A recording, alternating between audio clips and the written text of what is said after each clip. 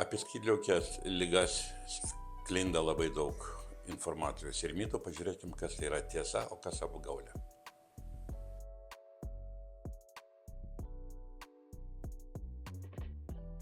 Čia yra mitas.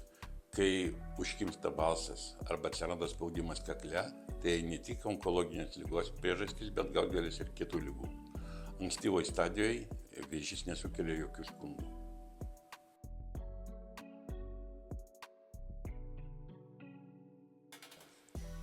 Ne, čia yra mitas.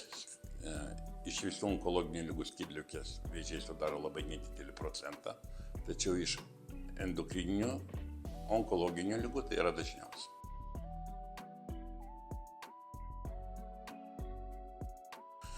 Ne, čia yra mitas. Skydliaukės vėžiai paprastai labai sėkmingai gydomi ir tarp visų onkologinių ligonių skydliaukė vėžio gydymo prognozė pati palankiausia.